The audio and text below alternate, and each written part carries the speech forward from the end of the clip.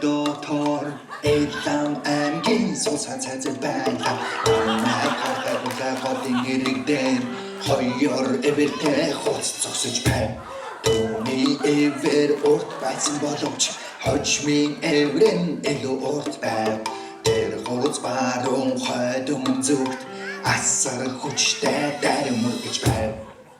Түүний дэйлэх хараад өөр хачгүй түүнээс аврах зоригтой сурггүй ялгаа харин хүслээ тэрхий өөрийгөө өргөмжлөө. It's 18 hours. Эренги хүч хэдий чадах хэдий цагийн ирэхэд замхаад арилнаа замхаад арилнаа өөдөөш ганцхан Омын зүрхний ганцхан мохин нөхөд хайраа харуунаа Бионий ажиллаж байтал баруун зүгээс нэг мухан нэрлээ Түүний нүдний хорон цорон ганц онцгой хүчтэй том нэвэр байв Тэрээр хоёр эвэртэй хуцыг тэнэг хүчтэй усан мөргөөд Газар чулуудан дэвсэлхэд хөрхийг аврах хэмчүүгүй байв Тэгээд ухнаас хүчтэй болвоо Тэгсэн ч түүний ганц эвэр бүхэн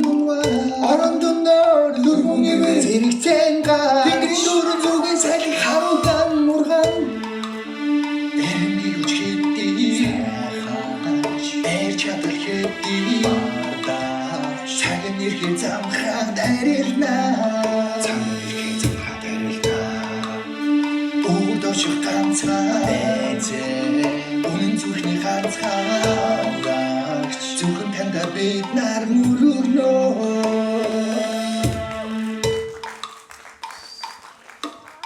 Тэдгээрийн дараа нэгэн жижиг эвэр босч өрн дорн үзэсгэлэн дор нэг чиглэн онцгой том болов. Тэрээр тэнгэрийн цэргүүд тэгээд отын цэргийн ганцаар дунгаж тэрээр үрсчээ тэнгэрийн цэргийн жанжинтай авал түүний элбийн тахлыг тавлав түүний ариун газрыг бүхээс бод тэнгэрийн цэргүүд тахлын хамтаар эвэр дийлдэв хайч ширээр өмнө газар дээр олов тэрээр амжилтыг гимштэр дайруулсан өвдөн тэр цагийн айсаар нис чадах хоногийн настай чанарыг таньсангүй Үдийн үүд нөхөд орчих цорын ганцхан эснийг таньсангүй Энги хүч хэдий чадах хэдий бада Цагийн ирэхэд замхаад арилнаа Цагийн ирэхэд замхаад арилнаа Өөдөөш ганцхан